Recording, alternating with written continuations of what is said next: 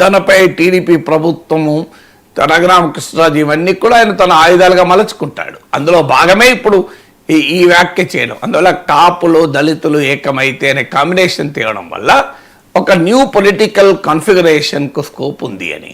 అందుకే మీకు ఆంధ్రప్రదేశ్లో చూడండి, ఒక 20-25% టీడీపీకి వైసీపీకి సంబంధం లేని ఓటర్ ఉంటాడు. కాపు ఓటు అటు ఇటు డ్రిఫ్ట్ అవుతూ ఉంటుంది. 2009లో ప్రజారాజ్యానికి అనుకూలంగా పడింది. 2014లో చిరంజీవి ప్రజారాజ్యాన్ని మూసేయడము, రాష్ట్ర విభజన నేపథ్యంలో టీడీపీ వైపుగా కాపు ఓటు షిఫ్ట్ అయింది. పవన్ కళ్యాణ్ కూడా టీడీపీ కూటమిలో ఉండడము. 2019లో అనేక రకాల విషయాల మీద కాపు రిజర్వేషన్ల సమస్య కావచ్చు, ముద్రగడ వ్యవహారం కావచ్చు, 2019కి వచ్చారు కాపు ఓటు వైసీపీకి షిఫ్ట్ అయింది. మీరు ఎకనామిక్ అండ్ పొలిటికల్ వీక్లీలో ఆంధ్ర పాలిటిక్స్ అని ఆంధ్ర ఎలక్షన్స్ అని కొట్టండి, దీనిపైన రీసెర్చ్ ఆర్టికల్స్ కూడా ఉంటాయి ఎలా కాపు ఓటు డ్రిఫ్ట్ అయింది అని.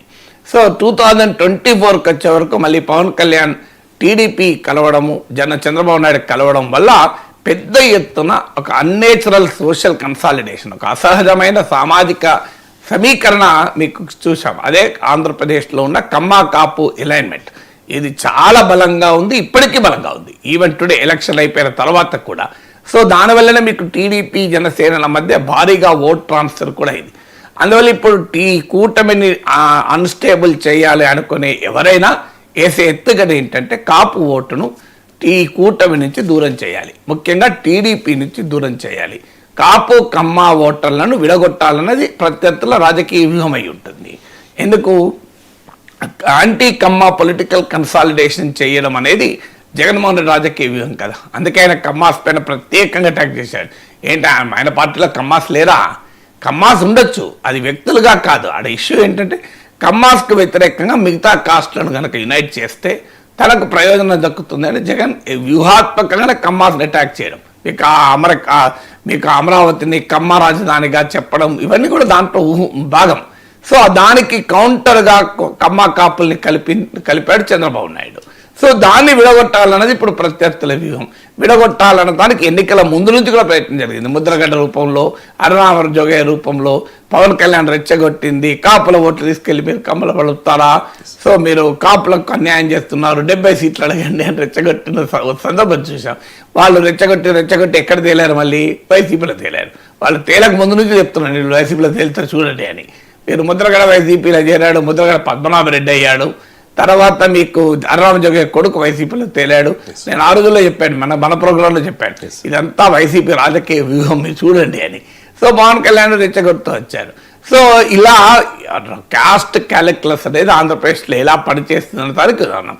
ఎందుకంటే ఆంధ్రప్రదేశ్ రాజకీయాల్లో ఇప్పుడు లేటెస్ట్ సర్వేస్ కూడా బట్టి చూస్తే ఈ రోజు ఎలక్షన్ జరిగిన ఒక 40% ఓటింగ్ వైసీపీ వెనకాల ఇంకా నిలబడుతోంది.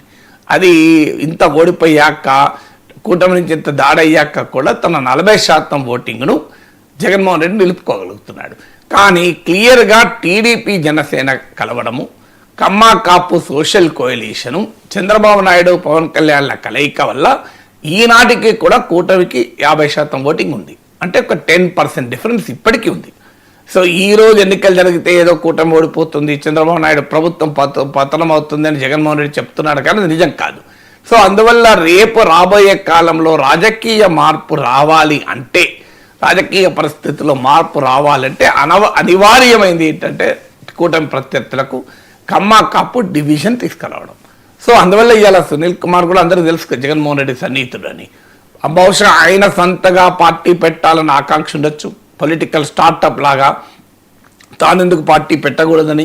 లేదనుకుంటే జగన్మోహన్ రెడ్డికి ప్రయోజనకరంగా ఉండేలా ఆ కమ్మ కాపులను డివైడ్ చేయాలన్న రాజకీయ వ్యూహం ఉండొచ్చు. డివైడ్ చేసడానికి కాపులందరినీ మీరు వైసీపీ కోటే అనలేడు కనుక కాపులందరినీ దళితులు ఏకమైతే న్యూ సోషల్ కోalition ఫామ్ అవుతుంది అని. సో అందువల్ల ఇది నార్త్ ఇండియాలో మనం చాలాసార్లు చూసాం. ఇప్పుడు ఎప్పుడైతే యాదవ్ ఫినామినా వచ్చిందో మండల్ పాలిటిక్స్ అనంతరం ఉత్తరప్రదేశ్, బీహార్లో బీజేపీ ఏం చేసింది, నాన్ యాదవ్ ఓబీసీలను అట్రాక్ట్ చేయడం మొదలుపెట్టింది. అందులో బీహార్లో నితీష్ కుమార్ అందుకు ఒక ఆయుధంగా వాడుకుంది. మాయావతి ఫినామినన్ ఎప్పుడైతే దళిత్ కాన్షియస్నెస్ పెంచిందో, ఆమె చమర్ దళిత్ కనుక నాన్ చమర్ కాస్ట్లను బీజేపీ పోగు చేయడం మొదలుపెట్టింది. అప్పర్ కాస్ట్ ఎలాగూ బీజేపీతో ఉంది. సో ఇలా రాజకీయాల్లో నార్త్ ఇండియాలో చూసాం కులం ఏ రకమైన ప్రభావం భయంకరంగా చూపుతుంది అని. సో అది ఇప్పటికీ కూడా చూడండి, నితీష్ కుమార్కు ఇంత వ్యతిరేకత ఉన్నా కూడా ఎందుకంత పొలిటికల్గా రెలవెంట్ ఉన్నాడు. 36% బీహార్ పాపులేషన్లో మోస్ట్ బ్యాక్వర్డ్ కాస్ట్, ఆ సెక్షన్ ఇప్పటికీ నితీష్ కుమార్ వెనకాల ఉంది. అందువల్ల పర్ఫార్మెన్స్ను బట్టి ఇతర ఓటర్లు మారుతారు, అంటే ప్రభుత్వ పనితీరుని బట్టి. కులం ఆధారంగా ఉన్న ఓటు మారదు కదా, నువ్వు పని చేసినా పని చేయకపోయినా నీ కులం వాళ్ళు కోటేస్తుంటారు.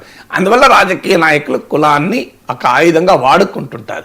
సో అందులో భాగంగానే ఇప్పుడు Congress party Dalit vote attract చేసేటప్పుడు దళిత్ ఓటర్లు ఏ రకంగా డిఫరెన్స్ తేవాలి, కొన్నిసార్లు జెన్యూన్ ఇష్యూ పైన కూడా డివిజన్ తేవచ్చు, కొన్నిసార్లు కృత్రిమంగా కూడా ఇష్యూస్ క్రియేట్ కావచ్చు. ఇప్పుడు ముస్లిం సమాజం అంతా బీజేపీకి వ్యతిరేకంగా ఉంది కనుక బీజేపీ ఏం చేస్తుంది, దాంట్లో పాస్మండా ముస్లిమ్స్ అని తీసుకొచ్చింది. అంటే పాస్మండా ముస్లిమ్స్ 70% వాళ్ళే, అంటే వెనకబడిన ముస్లింలు. సో ఇలా ప్రతి కమిటీ దళిత్ ఓట్ అంతా ఒకవైపు ఉండకుండా మాలా మాదిగా డివిజన్ వచ్చింది. అఫ్ కోర్స్ దాని ఒక ఇష్యూ కూడా ఎస్సీ వర్గీకరణ ఒక జెన్యూన్ ఇష్యూ ఉండడం కూడా ఉపయోగపడ్డది. సో అలా మీకు అంటే ఇష్యూ జెన్యూన్ ఇష్యూ ఉండొచ్చు, లేదా ఆర్టిఫిషియల్లీ క్రియేటెడ్ ఇష్యూ ఉండొచ్చు. రాజకీయ పార్టీలు ఏం చేస్తాయంటే ఒక కాస్ట్ కన్సాలిడేషన్ డివైడ్ చేస్తానికి ఎత్తుగడగా వ్యూహాత్మకంగా చేస్తాయి. అందువల్ల ఒక న్యూ పొలిటికల్ సోషో పొలిటికల్ రియలైన్మెంట్ కొరకు ఎత్తుగడగా కాపులు దళితులు కలిస్తే, అంటే కమ్మారెడ్డి కాక మిగతా కులాలన్నీ కలిస్తే బలమైన ఫోర్స్ అవుతాం. ఈ రెండు కులాలే ఎందుకు రాజ్యాధికారం ఉండాలి, వాళ్ళ దృష్టిలో రాజ్యాధికారం అంటే చీఫ్ మినిస్టర్స్. రియాలిటీ కూడా ఏంటి, ప్రజలకు కూడా కనబడేది, మీరు ఉమ్మడి ఆంధ్రప్రదేశ్ నుంచి ఇప్పటి వరకు తీయండి, రెడ్డిస్ కమ్మాసే ముఖ్యమంత్రులుగా ఉంటారు. నిజమే కదా, అది that is the fact of life. చాలా అత్యధిక మంది ముఖ్యమంత్రులు రెడ్డిస్ ఆర్ కమ్మాసే ఉంటారు.